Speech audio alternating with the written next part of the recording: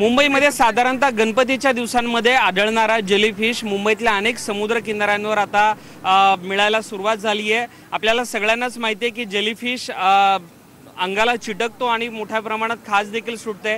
त्याच्यामुळे या जेलीफिश पासून दक्षता घेण्याची आवाहन आता प्रशासनाकडून करण्यात येत आहे। आपण सध्या गिरगाव चौपाटीवर आहोत आणि अनेक मुंबईकर तरुण युवा मुंबईकर आहेत जे आता पोहण्याचा आनंद घेतात गिरगाव चौपाटीवर समुद्रामध्ये। आपण त्यांच्याशी चर्चा करणार आहोत।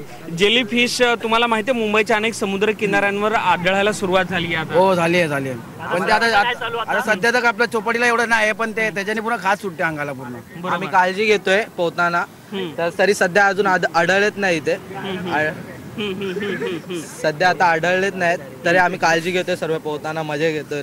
नक्कीच आपण अजून काही थोडक्यात काय सांगाल? अजूनपर्यंत जेलीफिश सापडले नाही बट थोडी खाज सुटते आणि सर्वांचं आम्ही म्हणजे लक्ष ठेवतो की कोण लांब जात नाही म्हणून आम्ही थोडेपर्यंत इथपर्यंतच पोहोचतो, लांब नाही जात। नक्कीच एकूणच आपण बघतोय गिरगाव चौपाटीवर तमाम मुंबईकरांनी गर्दी केली आहे, अवालवृद्धांनी गर्दी केली आहे, बालगोपाळ देखील गिरगाव चौपाटीवर आलेत, समुद्रामध्ये पोहण्याचा आनंद ते या ठिकाणी घेत आहेत। मात्र एकूणच जेलीफिश अनेक मुंबईतील समुद्र किनाऱ्यांवर आढळायला सुरुवात झाल्यानं प्रशासनाकडनं मुंबईकरांना दक्षता घेण्याचं आवाहन करण्यात येते। कारण जेलीफिश सूक्ष्म असतात, अंगाला चिटकतात आणि त्यांना खाज देखील मोठ्या प्रमाणात सुटते। त्यामुळं समुद्रात पोहताना काळजी घेण्याचं आवाहन प्रशासनाकडनं करण्यात येत आहे। व्हिडिओ जर्नलिस्ट उमेश गोविलकर सह मंगेश चिवटे, IBN लोकमत, मुंबई।